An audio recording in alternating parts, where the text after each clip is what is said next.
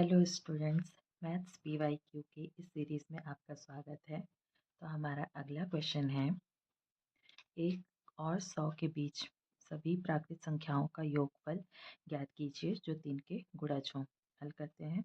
तो 1 और 100 के बीच में प्राकृत संख्याएं जो 3 के गुणज है ना। तो यहाँ पर प्राकृत संख्याओं का मतलब क्या है कि प्राकृत संख्याएं जो होती हैं वो 1 से शुरू होती हैं, है ना। 1 2 3 और ये क्या कहाँ तक जाती हैं, अनंत तक जाती हैं। ठीक है। तो 1 और 100 के बीच में सभी प्राकृत संख्याएं जो 3 के गुणज हैं। अब 3 के गुणज कौन सी संख्या कहलाएंगी, जो 3 के पहाड़े में पड़ती हो, जैसे 3 एकम 3, 3 दूनी 6, 3 तिया 9, या फिर ये भी कह सकते हैं जो संख्याएं 3 से विभाजित हो जाती हैं, है ना। तो 3 एकम 3, 3 दूनी 6, 3 तिया 9 कहाँ तक जाएगा, ये 99 तक जाएगा। 100 को इसलिए नहीं लिया गया है क्योंकि 100 जो है वो 3 से पूरी तरह से विभाजित नहीं होगा, तो उससे कम कौन सा है, 99, है ना।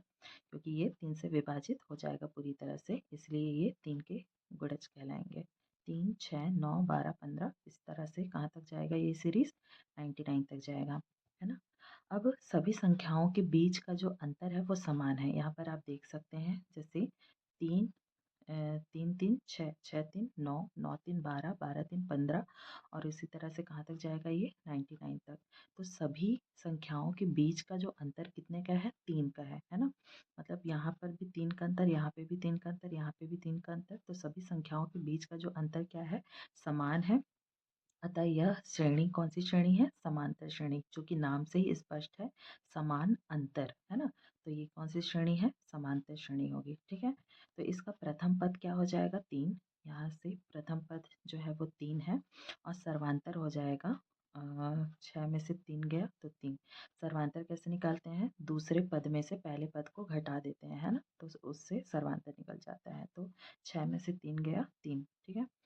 अब एनवा पद का एक सूत्र होता है, ए एन बराबर A plus N minus 1 into D.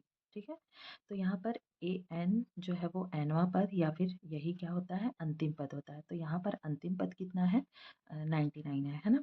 तो ए एन की जगह हम क्या रख देंगे, 99। ए जो कि प्रथम पद है तो वो कितना है, 3 है, प्लस एन की वैल्यू हमें निकालनी है, एन माइनस 1 इंटू डी जो है वो सर्वांतर है, तो डी की वैल्यू कितनी है, 3। तो डी की जगह हमने क्या रख दिया, 3।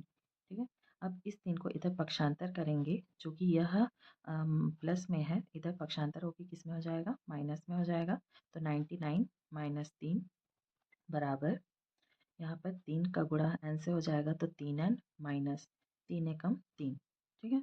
अब ये वाला जो 3 है इसको भी इधर पक्षांतर कर देंगे, तो ये जो कि माइनस में है, इधर पक्षांतर होने के बाद क्या हो जाएगा, प्लस में। तो 99 माइनस 3, ये पक्षांतर होने के बाद हो जाएगा प्लस में, तो प्लस 3 बराबर 3n। ये वाला 3 माइनस में है और ये 3 जो है वो प्लस में है, तो ये दोनों क्या हो जाएंगे, एक दूसरे से कैंसिल हो जाएंगे और बचेगा क्या यहाँ पर, 99 बराबर 3n। ठीक। अब इस 3 को पक्षांतर करेंगे, जो कि ये गुणा के फॉर्म में है, इधर पक्षांतर करने के बाद ये 99 की किस में आ जाएगा, बटे में आ जाएगा। तो 99/3 बराबर n।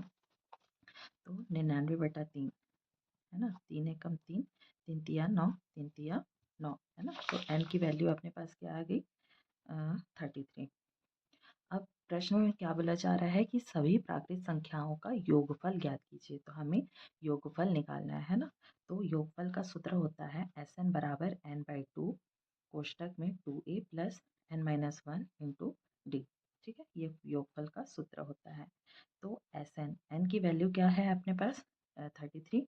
ठीक है। तो n की जगह में क्या रख देंगे हम लोग, 33। 33/2, 2 इंटू ए की वैल्यू कितनी है, 3, प्लस एन की वैल्यू कितनी है, 33 माइनस 1 इंटू डी की वैल्यू कितनी है अपने पास, 3। तो सारी वैल्यूज़ को हम रख देंगे यहाँ पे।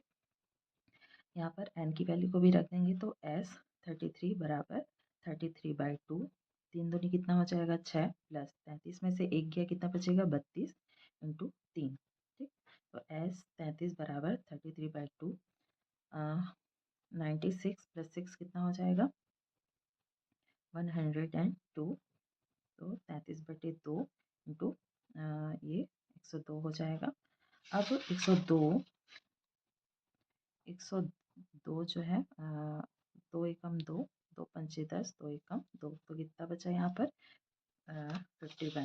ठीक, तो S33 बराबर 33 इंटू यहाँ पर क्या हो जाएगा, 2 से ये कट जाएगा 102, तो ये हो जाएगा 51। तो S33 बराबर 1683 इसका आंसर होगा। तो सभी प्राकृत संख्याओं का योगफल कितना हो जाएगा, 1683।